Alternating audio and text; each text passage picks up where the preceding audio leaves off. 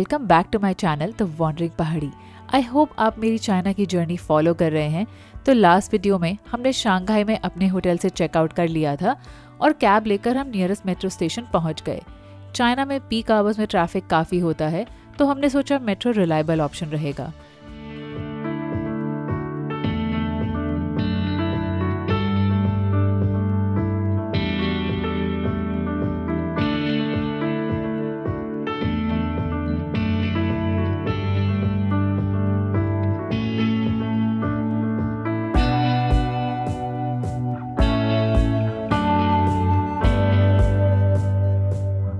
Metro से हम Shanghai नान यानी कि शंघाई साउथ स्टेशन पर आ गए। पिछली बार ट्रेन में हमारे खाने लायक कुछ भी नहीं मिला था, तो इस बार एक चिकन बर्गर का ऑप्शन दिख गया, तो वो हमने पैक करवा लिया। चाइना में स्टेशंस इतने बड़े होते हैं कि चलते चलते आप थक जाओगे। मेट्रो से निकलकर रेलवे स्टेशन प्लेटफॉर्म तक 1 किलोमीटर तो वॉक कर ही लिया होगा हमने।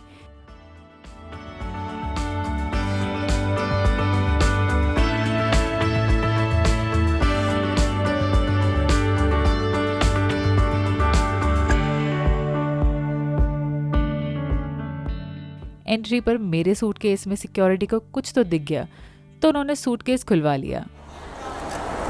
लेट हो रहे होते ना तो और लेट होते हैं हम।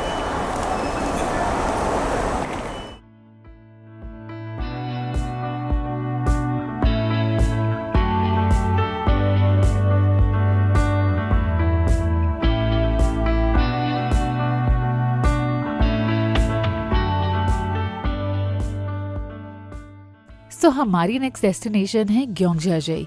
इसको प्रोनाउंस करने में मुझे बहुत मेहनत लगी है।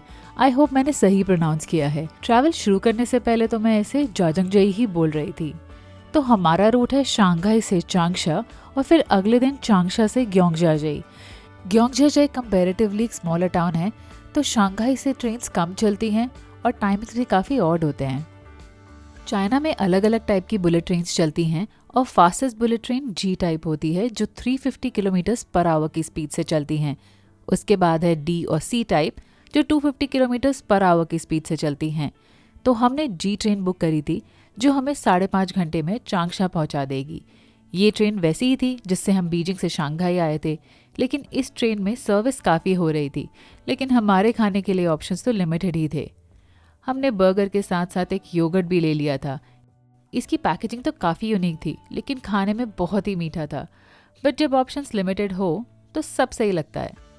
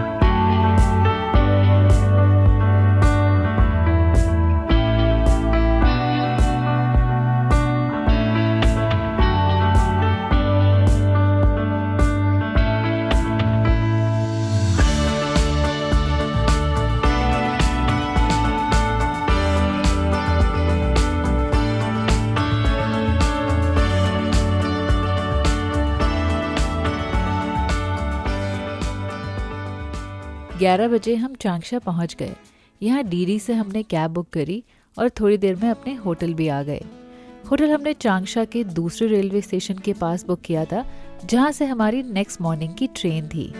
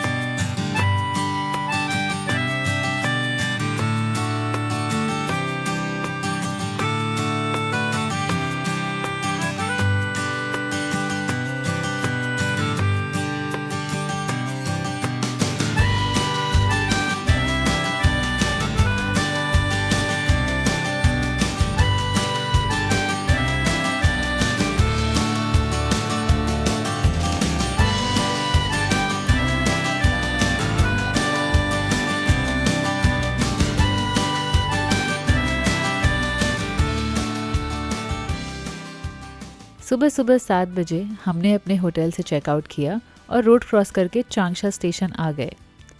चांगशा टियर 2 सिटी थी, लेकिन यहाँ भी मल्टीपल रेलवे स्टेशन थे और वो भी इतने बड़े बड़े कि चलते चलते आप थक ही जाओगे।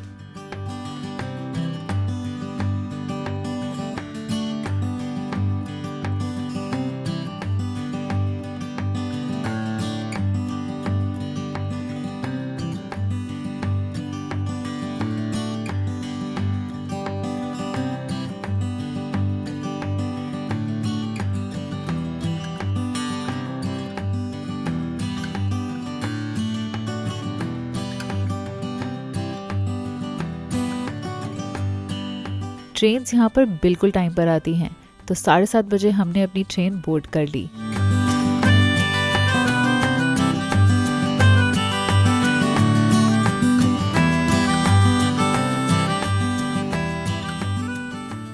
चांगशा से ग्योंगजाजई का रास्ता मोस्टली टनल्स के अंदर से बना हुआ है, लेकिन बीच बीच में थोड़े पहाड़ और खेत दिख जाते हैं। It's shimmy and blueberry. Can we try? Which one do you like best? You want to try? No? This one? I think Is it sweet?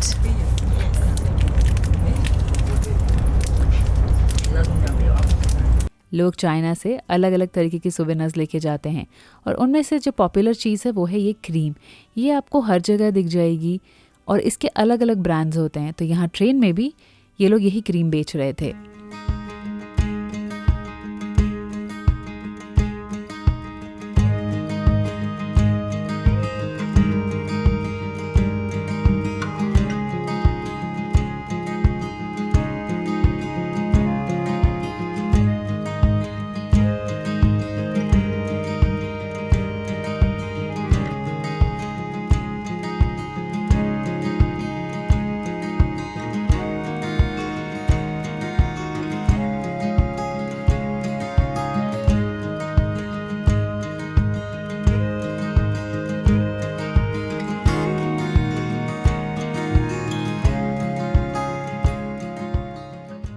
और पूरे ट्रिप में हमने बस एक ही जगह अपना लगेज उठाया था और वो था यहाँ, क्योंकि टैक्सी पिकअप पॉइंट नीचे था।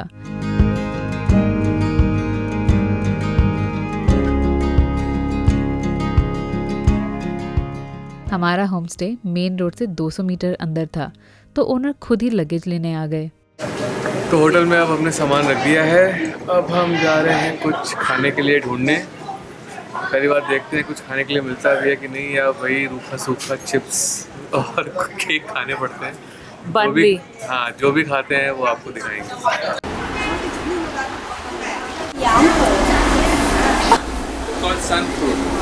सन फ्रूट ओके। यूनिक नहीं है।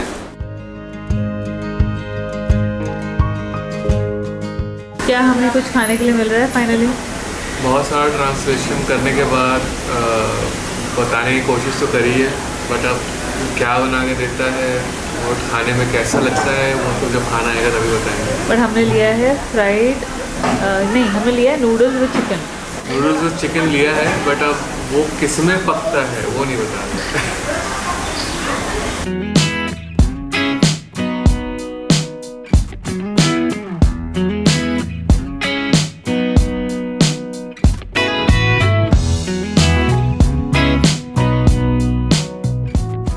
हमारी नज़र काफ़ी टाइम से इन कलरफुल फ्रूट्स में थी।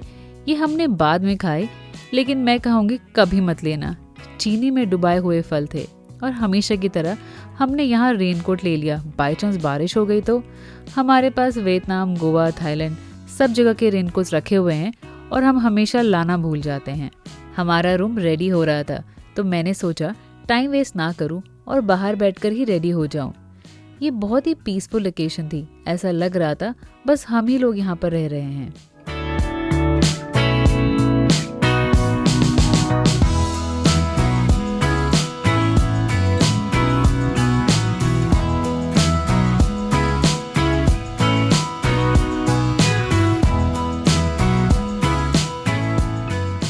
फाइनली रूम रेडी हुआ और सबसे पहला काम जो मैंने किया वो था वीचैट एक्टिवेट कराना।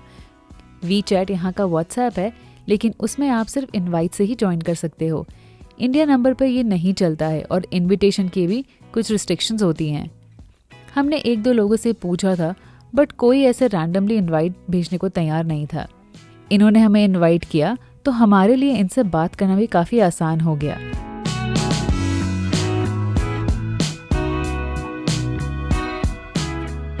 ₹1500 के हिसाब से ये रूम कुछ ज़्यादा ही अच्छा था।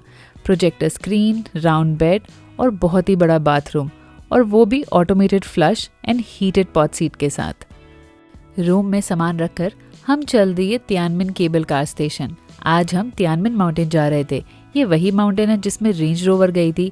ये हमारे होटल से 500 मीटर की दूरी पर था और हम जानबूझकर लेट निकले थे क्योंकि रात में ऊपर लाइट शो होता है, लेकिन उसके लिए सुबह जाकर हम क्या ही करते।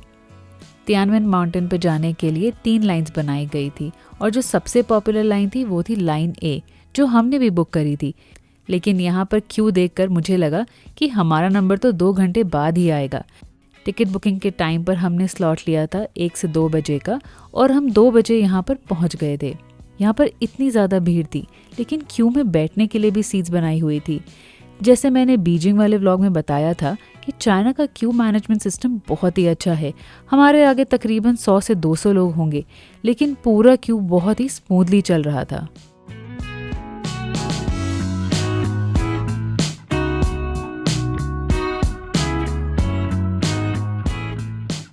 सवा 3 बजे फाइनली हमने अपनी केबल कार बोर्ड करी। नीचे तो मौसम साफ लग रहा था और थोड़ा बहुत ही क्लाउडी था, लेकिन जैसे जैसे केबल कार ऊपर जा रही थी सब कुछ दिखना बंद हो गया। हमने आज तक जहाँ जहाँ ऐसी केबल कार्स ली हैं हमें मौसम ऐसा ही मिला है, और ये माउंटेन 200 से ज़्यादा दिन फॉग और मिस्ट में ही कवर्ड रहता है। कहते हैं कि सितंबर अक्टूबर बेस्ट टाइम होता है विजिट करने के लिए, और हम 19 सितंबर को आए हैं, लेकिन आज भी ये पूरा फॉग और मिस्ट में कवर्ड है। तियानमिन माउंटेन पहुंचने के बाद हमें एक मैप दिया गया जिसमें अलग अलग ट्रेल्स बनी हुई थी। अब सारी ट्रेल्स पूरा करना तो काफ़ी मुश्किल था, तो हमने सोचा पहले फेरी पीक देख आते हैं, फिर हम ट्रेल डिसाइड करेंगे।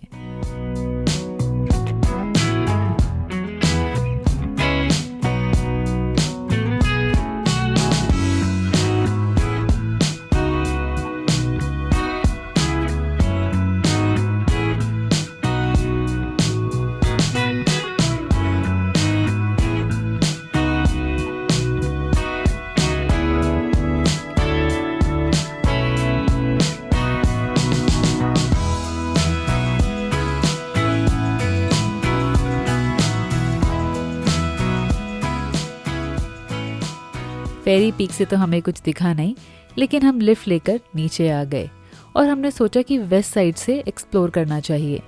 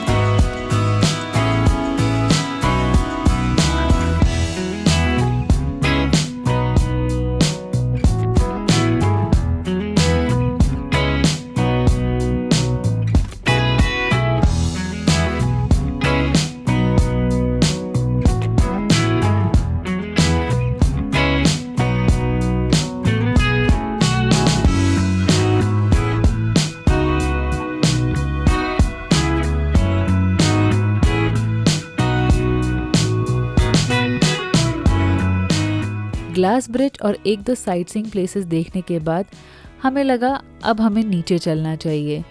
और अब हमें चाइना का इंफ्रास्ट्रक्चर सरप्राइज करने वाला था। यहाँ पर 6 से 7 एस्केलेटर्स बनाए हुए थे जिनसे हम केव के स्टार्टिंग पॉइंट तक जा सकते थे। हर एस्केलेटर इतना लंबा था कि उसके एक्सपीरियंस का एक अलग ही मज़ा था।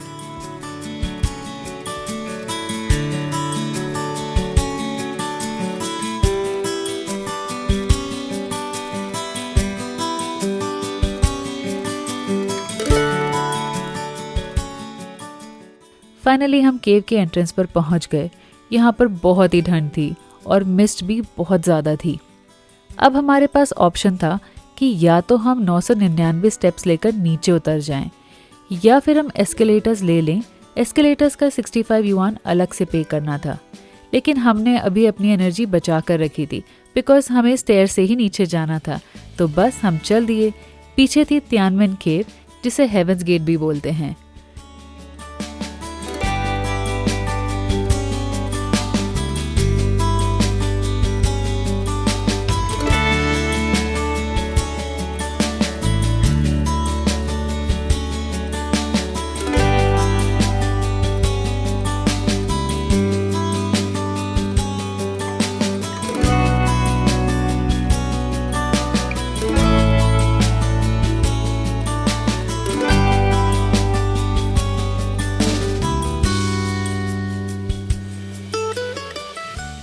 तकरीबन 30 मिनट में हम नीचे आ गए और ऑनेस्टली इतना मुश्किल भी नहीं था।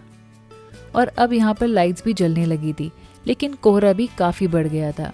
अब हम लोग बस टकटकी लगाकर देख रहे थे कि कब थोड़ा कोहरा हटेगा तो हमें लाइट्स दिखेंगी।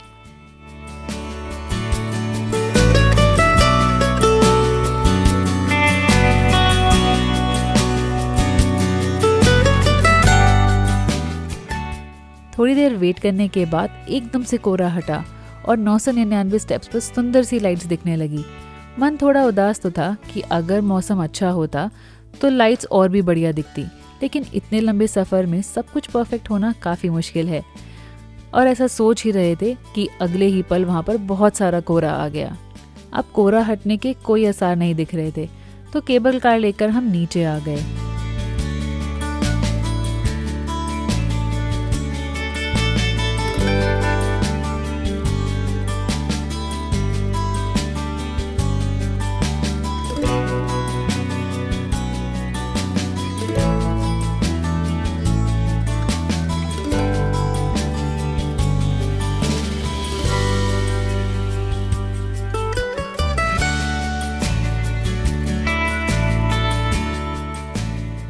हमारी अगली डेस्टिनेशन थी 72 wonders towers.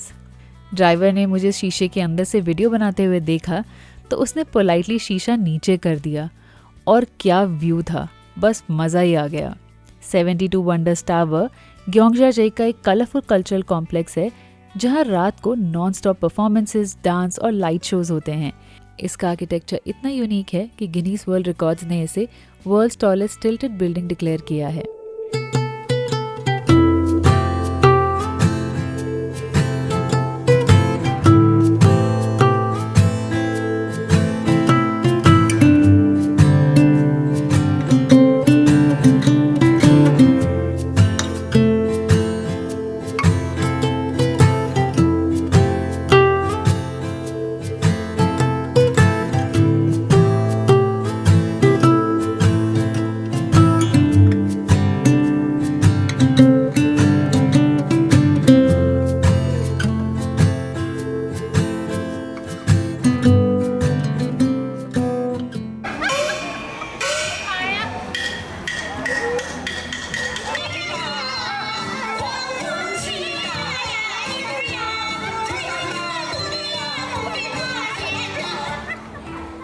ग्योंगजाजई south central China के हुनान प्रोविंस में लोकेटेड एक स्टनिंग माउंटेन टाउन है, जहाँ के यूनिक पिलर शेप माउंटेन्स ने अवतार मूवी को भी इंस्पायर किया था। ये जगह तुजिया नाम के लोकल कम्युनिटी का मेन एरिया है, इसीलिए यहाँ की बिल्डिंग्स, घर, कल्चर, डांस और ट्रेडिशन चाइना के बाकी हिस्सों से अलग और काफ़ी स्पेशल दिखते हैं। और ये जगह अपने नेशनल पार्क, ग्लास ब्रिज और तियानमेन माउंटेन के लिए वर्ल्ड फेमस है। पूरा रीजन फॉग, क्लिफ्स और ग्रीनरी के साथ एक मैजिकल फैंटेसी वर्ल्ड जैसा लगता है।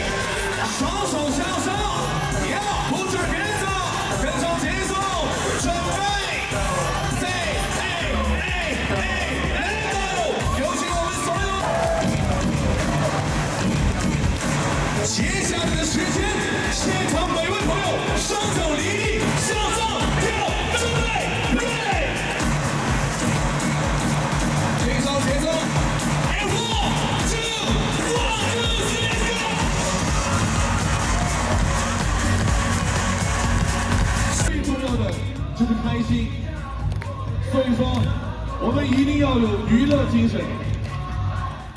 接下来的时间，把你们的双手转起来 ，turn around，